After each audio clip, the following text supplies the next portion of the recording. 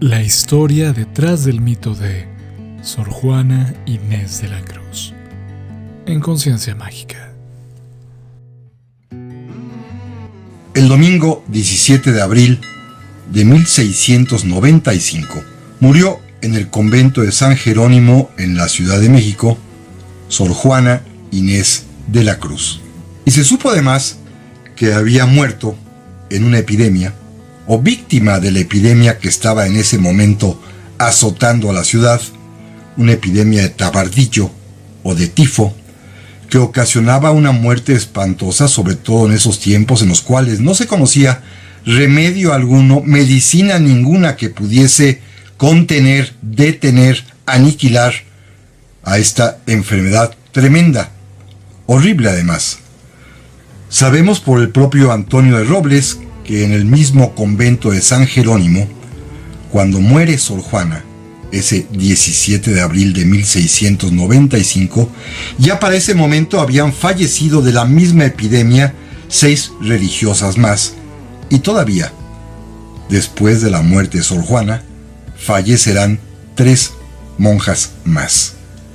Es decir, para un pequeño sitio, para un ambiente totalmente reducido, encerrado entre 4 paredes enormes, claro, por supuesto, ustedes seguramente habrán visto alguna vez el convento de San Jerónimo aquí en el centro de la Ciudad de México, pero aún así, que de una población de 190 a 210 personas que vivían en él, entre monjas, criadas, niñas educandas, esclavas, porque había esclavas también, que entre esta población haya muerto el 5% de ella, 10 personas. Es algo verdaderamente inusitado. Fue una epidemia pavorosa que se caracterizaba porque una vez que alguien la contraía, las fiebres y después el sangrado por la nariz, por la boca y la diarrea convertían la infección en una agonía verdaderamente dura, pestilente y, por supuesto, dramática, porque no había manera de remediar a los enfermos.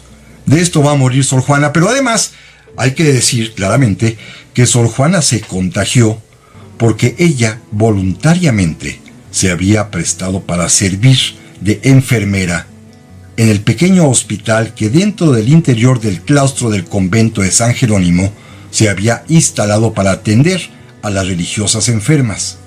Ella se prestó a ser enfermera, claro, era parte de su misión primero, de su obligación como religiosa católica de ser caritativa con sus hermanas, pero también como parte fundamental de las funciones oficiales que desempeñaba en el mismo convento, porque ella era, y lo había sido ya durante muchísimo tiempo, la tesorera, o llamada en aquel tiempo la ecónoma, la que se encargaba de la administración, del suministro de víveres, de las cuentas, de, observar que no faltara nada en la comunidad y, por supuesto, parte de esta obligación era suministrar médico, proveer de medicinas y ella misma tomar la decisión de dedicarse a atender a sus hermanas enfermas.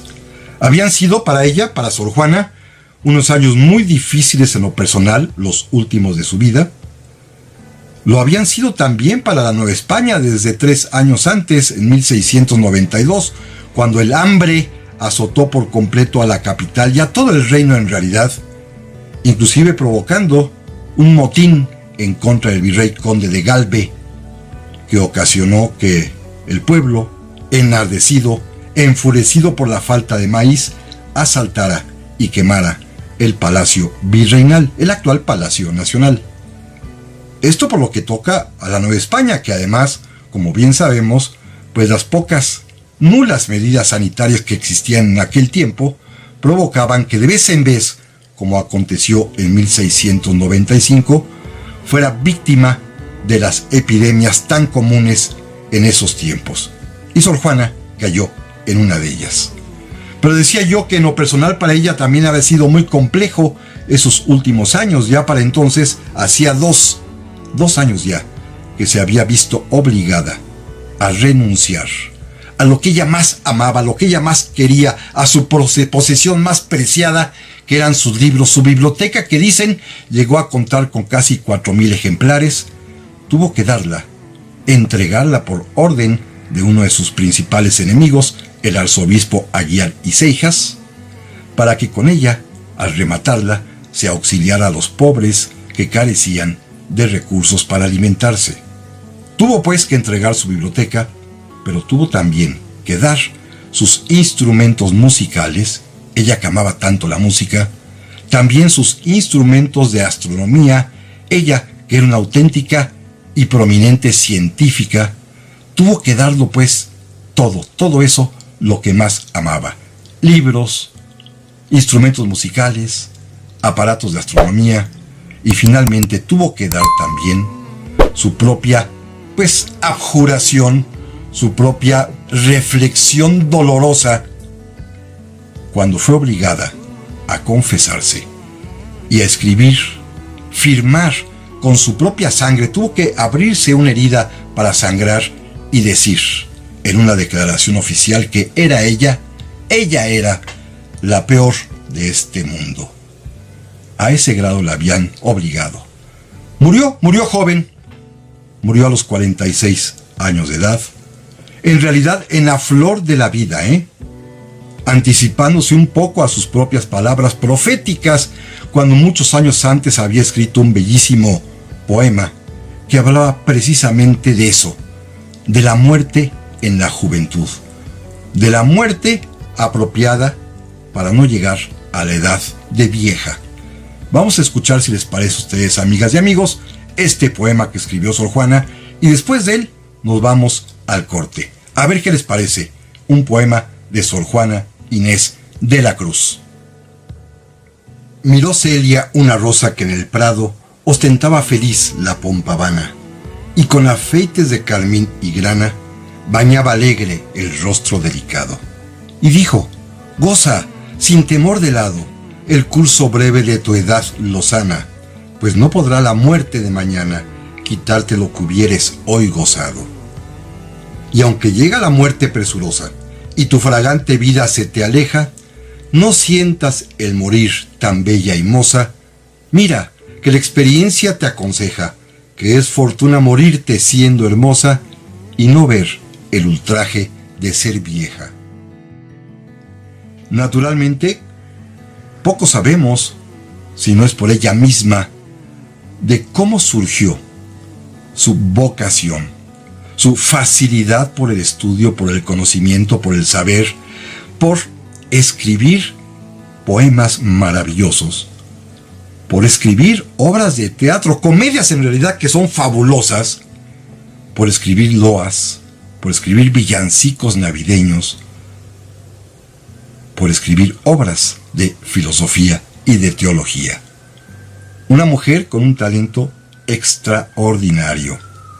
Afortunadamente, ella misma, en un famoso documento que ustedes seguramente han escuchado hablar de él, y algunos seguramente lo habrán leído, que se llama Respuesta a Sor Filotea de la Cruz, ella allí se encargó de narrar su propia vida para que pudiese entenderse, comprenderse la razón por la cual una mujer, lo cual es verdaderamente asombroso en su tiempo, una mujer podía dedicarse a las letras, al estudio, a la inteligencia. Claro, en un mundo además que seguramente era objeto de burlas, no solamente de personas ajenas a su familia, sino aún en el interior de ella o de sus propias compañeras en el convento. Ella misma llegó a decir varias veces cuando la interpelaban preguntándole: oye, ¿para qué estudias tanto? Ella decía: no estudio por saber más,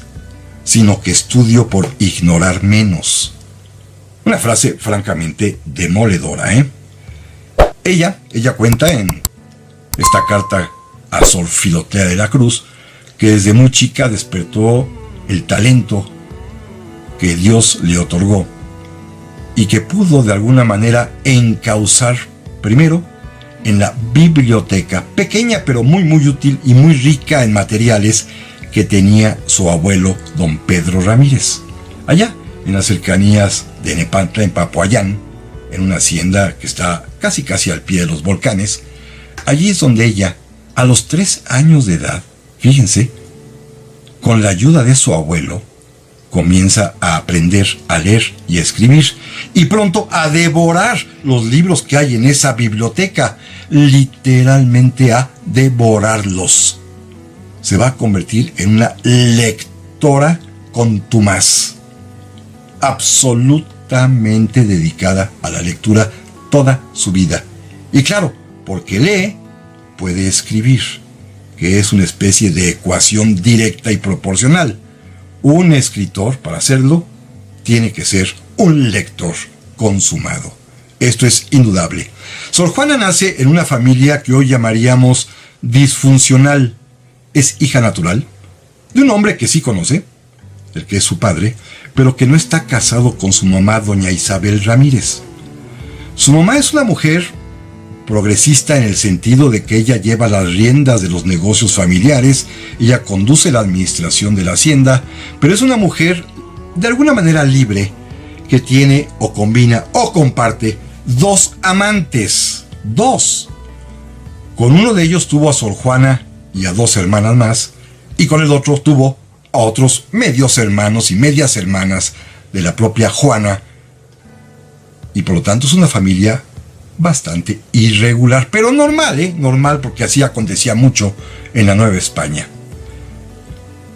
Vivía, en realidad, pegada a su abuelo, sobre todo porque que había visto este talento que comenzaba a despuntar de la niña Juana, le permite el acceso a su biblioteca, como ya dijimos, le enseña el camino de las letras, y poco a poco, conforme va creciendo y va sabiendo más y teniendo más curiosidad, que eso es lo importante, porque la inteligencia es una especie de gusano curioso que despierta a través de preguntas que requieren respuestas.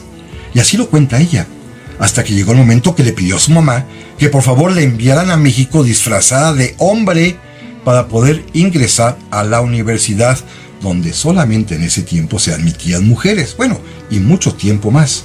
Claro, era un propósito fallido, no se le iba a hacer, pero sí accedió su familia a enviarla con una pariente que vivía en la Ciudad de México, que tenía una posición acomodada, y en donde Sor Juana, todavía no es Sor Juana, es la niña Juana de Asbaje, o Ramírez Asbaje, va a vivir.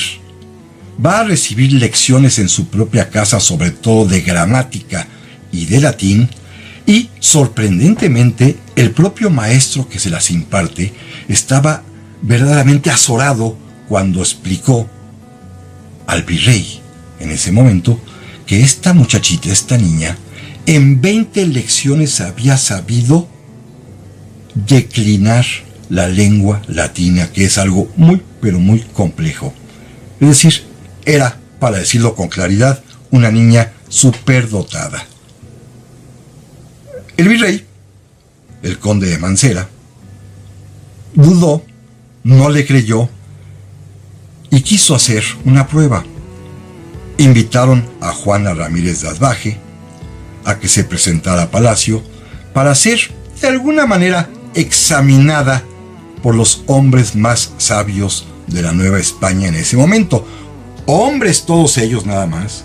La gran mayoría sacerdotes, doctores en teología o en filosofía, en cánones o en derecho. Y resultó aprobada por unanimidad, si esto fuera una calificación de un examen formal, pero con elogios de todos ellos.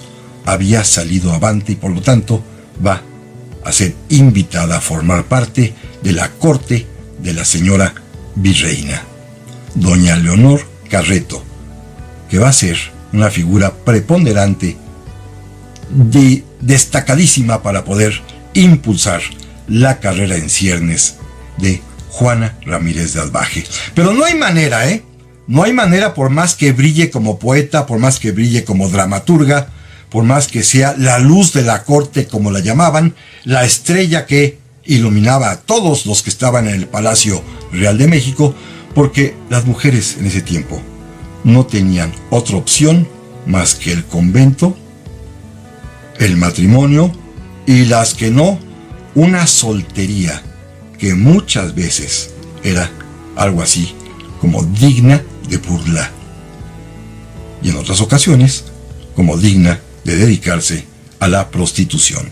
Así que había pocos caminos para las mujeres y ella eligió el más conforme a sus aptitudes: ser religiosa, enclaustrarse, ingresar a un convento en donde pensó, y con razón, que allí tendría la paz, la tranquilidad, el tiempo, la libertad interna en esos muros de poder dedicarse a la vida intelectual. Por eso, después de un intento fallido en el convento de Santa Teresa la Nueva, de monjas carmelitas de rigurosísima disciplina, prefirió mejor y fue admitida en el convento de San Jerónimo, en donde dispuso inclusive hasta de una celda propia, de 2 pisos inclusive, para poder tener allí su biblioteca. Tenía, y hay que decirlo con claridad porque era el uso del tiempo, una esclava negra, y tenía allí también a una media hermana que la acompañaba. Pero pudo finalmente dedicarse a lo que a ella le gustaba, que era darle brillo a su inteligencia. Vamos a escuchar un poema más de Sor Juana y luego vamos al corte. En perseguirme, mundo, ¿qué interesas?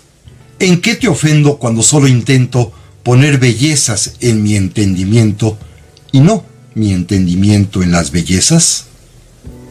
Yo no estimo tesoros ni riquezas, y así siempre me causa más contento poner riquezas en mi entendimiento que no mi entendimiento en las riquezas.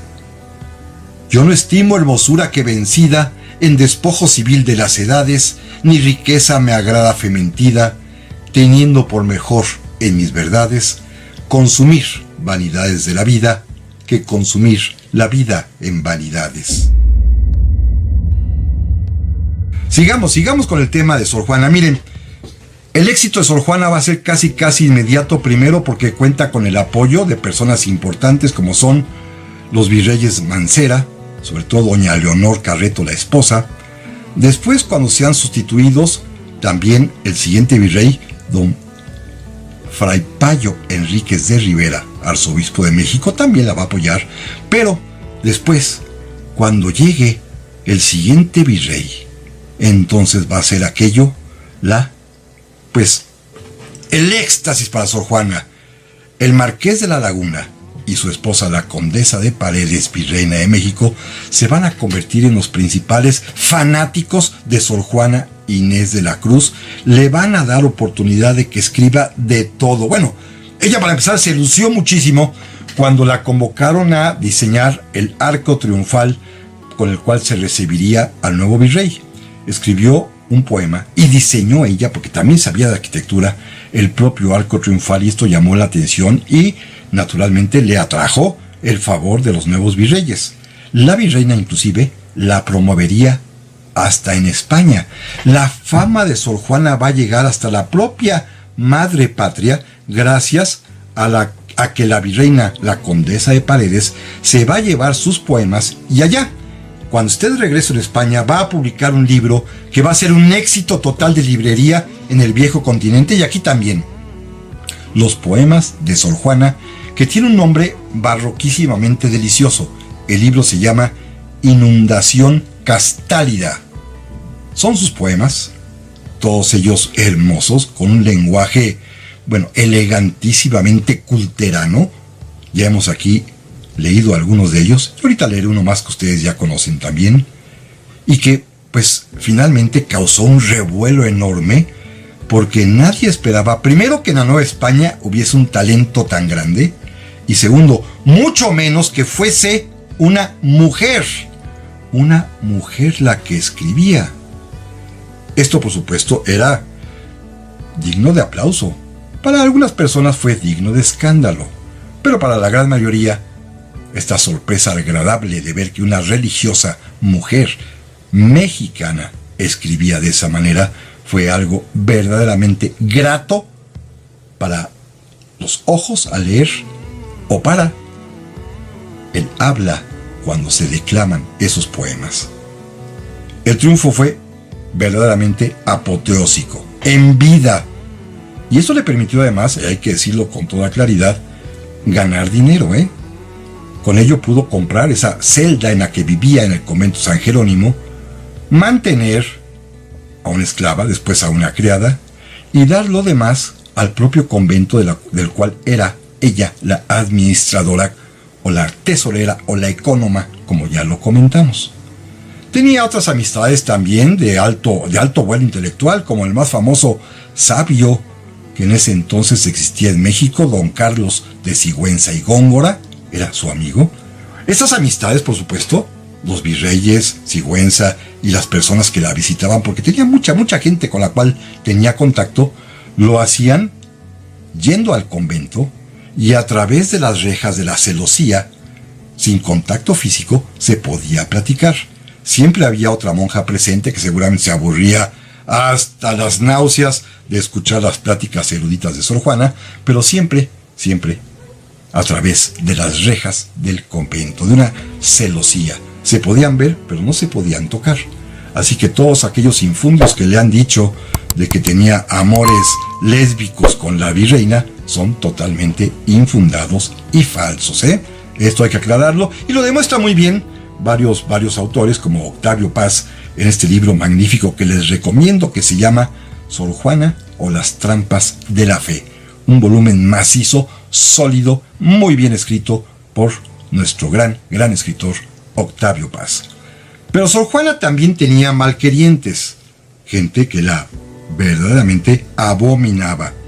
De alguna manera se ha dicho, y se ha dicho bien, y el propio Octavio Paz lo suscribe, que Sor Juana es algo así como la primera feminista mexicana, y tuvo enemigos fuertes, 3 de ellos son fundamentales. Primero, su propio confesor, el padre Miranda, un sacerdote jesuita que no entendía cómo una mujer podía dedicarse a lo que él llamaba estas letras profanas, haciendo versos, haciendo comedias, haciendo cosas que no hacen las mujeres. Las mujeres estaban para otra cosa según el padre Miranda, y pues a él se le hacía inentendible que existiese esta mujer, a la cual le asignaron para ser su penitente. Él era su confesor, y se la pasó la vida exigiéndole que se dedicara al oficio sagrado de una religiosa, que es ser la esposa de Cristo y dedicarse a su servicio. Lo va a conseguir hasta el final, y es él quien la va a obligar a hacer esa declaración que ya comentamos en el primer bloque, en la cual Sor Juana con su propia sangre anotó arribita de su firma esta frase demoledora: yo, la peor del mundo. Porque fue tal el chantaje psicológico que le hizo que a Sor Juana, doblegada en su voluntad, no le quedó más remedio que rendirse. También tuvo como enemigo al obispo de Puebla, Manuel Fernández de Santa Cruz, quien, pues, de alguna manera la provocó con el seudónimo de Sor Filotea de la Cruz, obligándola a publicar una carta, la famosísima carta atenagórica, en la cual Sor Juana debatía con el mayor teólogo del mundo occidental en su tiempo, un portugués de apellido Vieira, que sostenía que la mayor fineza de Cristo era haber muerto por nosotros.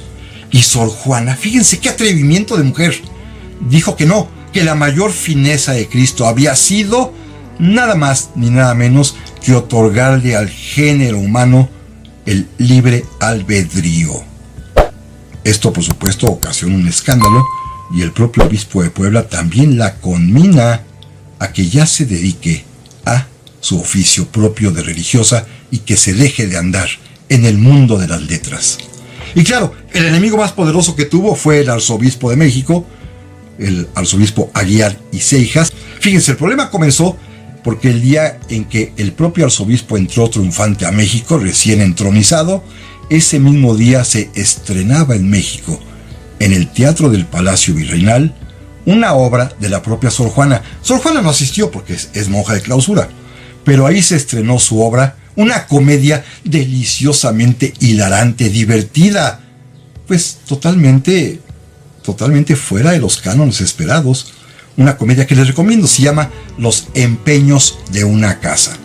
A partir de ahí, el arzobispo Aguilar y Seijas le agarró un odio contra Sor Juana y se dedicó a acosarla y hasta finalmente someterla a un proceso secreto para obligarla a que renunciase, como lo hizo, a sus libros, como ya lo comentamos. Por eso Sor Juana, defensora de las mujeres, llegó a escribir este poema que ustedes conocen, y después de él nos iremos al corte.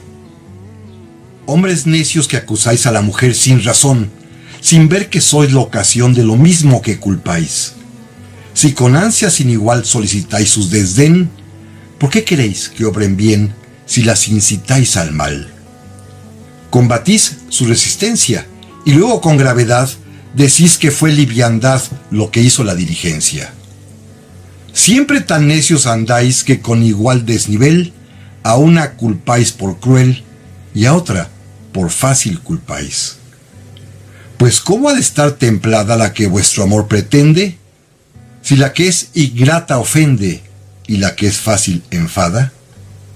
Mas entre el enfado y la pena que vuestro gusto refiere, bien haya la que no os quiere y quejaos enhorabuena. ¿O cuál es más de culpar, aunque cualquiera mal haga, la que peca por la paga o el que paga por pecar?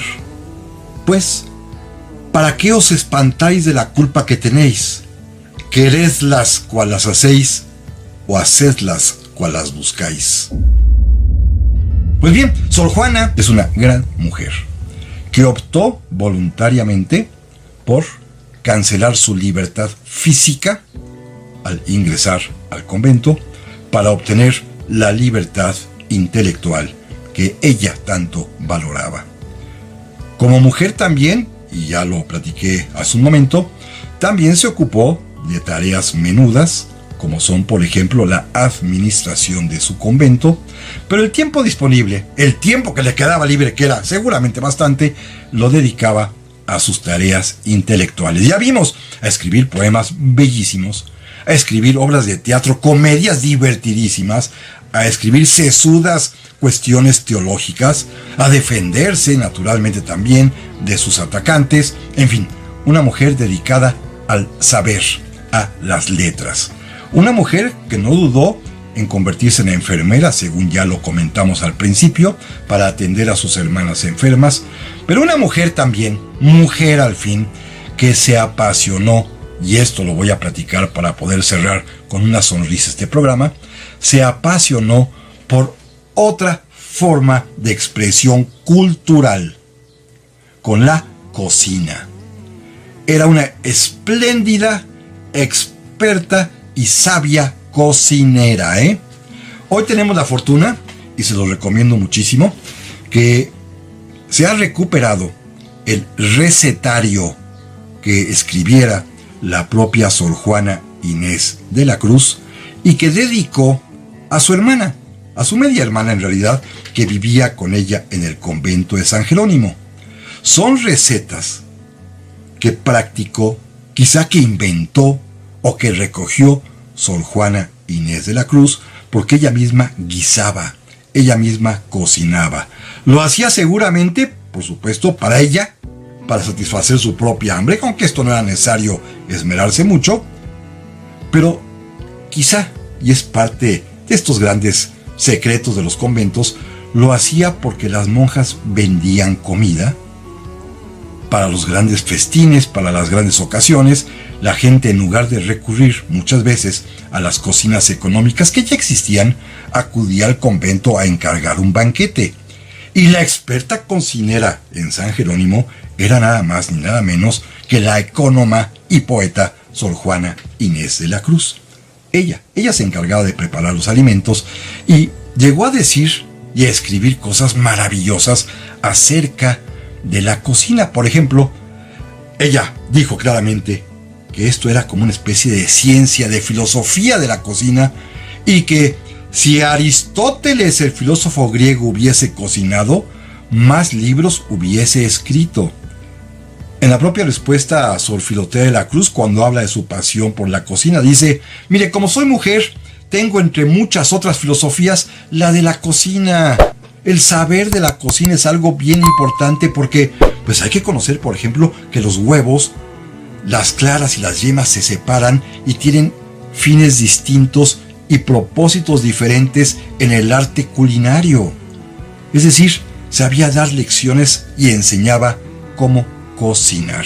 Eso es algo francamente maravilloso y, en buena medida, la comida mexicana actual, esa que tanto nos gusta, que tiene tantos sabores, tantos colores, tantos aromas que son tan provocativos, surgió justamente en los años de la dominación española y particularmente en el siglo XVII y XVIII, cuando se logran fusionar los elementos que provienen de nuestras culturas prehispánicas, pienso en los nopales por ejemplo, como con los elementos que provienen de las culturas europeas occidentales. Pensemos en el trigo. Pero aquí también teníamos el chocolate, pero allá también nos trajeron las aceitunas. Toda esta fusión integral de elementos que permiten crear una nueva cocina surge muchas veces en los conventos. Todos hemos escuchado narraciones fantásticas seguramente de, por ejemplo, el origen de los chiles en nogada allá en el convento de Santa Mónica en Puebla, o el origen también en los conventos de Oaxaca del mole oaxaqueño. Bueno, pues aquí en la Ciudad de México también Sor Juana es autora, creadora, inventora, chef, diríamos hoy en día, de cocina nueva, para ese momento, de platillos riquísimos como el famosísimo manchamanteles. El manchamanteles, que es un invento de ella nada más. Fíjense qué interesante.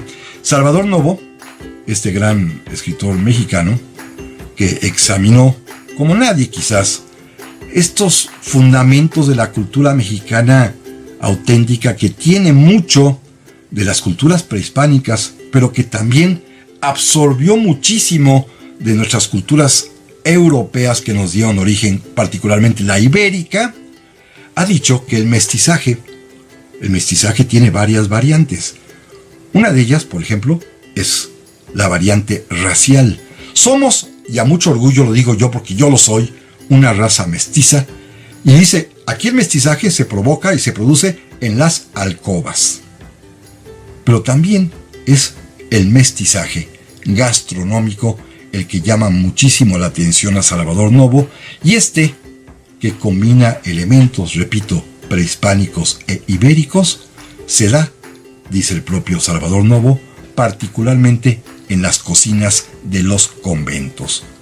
Y Sor Juana misma, la gran poeta, la gran escritora, esta gran mujer intelectual mexicana que es la honra de nuestra patria, es pues una gran cocinera. Simplemente quisiera, antes de pasar a que les voy a leer algunas recetas para que tomen nota de ellas si quieren, 5 de ellas las voy a decir muy despacito, pero son muy sencillas, muy fáciles, 5 recetas de Sor Juana. Solamente quiero decirles que hemos hablado hoy de una gran mujer. Una mujer que es, o debe ser, orgullo de México. Una mujer que sacrificó su libertad física para alcanzar la libertad del espíritu. Una mujer que merece todo nuestro reconocimiento porque ella inició la lucha por los derechos de la mujer en México, lo cual no excluye que supiera deliciosamente cocinar, tal y como ella hacía versos. Vamos a oír las recetas. Manchamanteles. Chiles desvenados y remojados de un día para otro, molidos con ajonjolí tostado y frito todo en manteca. Echarás el agua necesaria, la gallina, rebanadas de plátano, camote, manzana y su sal necesaria. Torta de arroz. En una servilleta se pone a cocer el arroz. Así que está cocido, se le echa azafrán como para comer. Ya estará hecho el picadillo con pasas, alcaparras, alcaparrones, almendras, piñones, huevo cocido, aceitunas, chilitos. Se unta la cazuela con manteca y se echa la mitad del arroz abajo y luego el picadillo y después la otra mitad del arroz y encima azúcar molida y se pone a 2 fuegos. Mole de Oaxaca. Para una cazuela de a medio, un puño de cilantro tostado, 4 dientes de ajo asados, 5 clavos, 6 granitos de pimienta como clavo de canela, chiles anchos o pasilla, como se quisiere. Todo lo dicho molido muy bien y puesto a freír. Luego se echa la carne de puerco, chorizos y gallina. Los chiles van tostados en la manteca y luego echa ajonjolí tostado. Jericaya. Se endulza la leche hervida. A una taza de leche, 4 yemas se revuelven y echan en la taza. Se ponen a hervir dentro de agua con un comal encima y para conocer si está, mete un popote hasta que salga limpio. Después, echa la canela. Leche quemada. A un real de leche, echa 10 o 12 yemas, cuartilla de arroz crudo y molido, colado con la dicha leche, una cáscara de limón, su dulce correspondiente, y puesto al fuego se está meneando que tome punto de manjar blanco. Vacíalo en un platón luego que enfríe, azúcar molida por encima y canela, y luego pone encima un comal con fuego para que queme. Y eso es todo por hoy, amigas y amigos. Les agradezco infinitamente que me hayan acompañado en esta ocasión. La semana que entra tocaremos ya otro tema, esperando pues que todos ustedes estén perfectamente bien, que se cuiden y, primero Dios. Porque el pueblo que conoce su historia jamás permitirá un gobierno tiránico.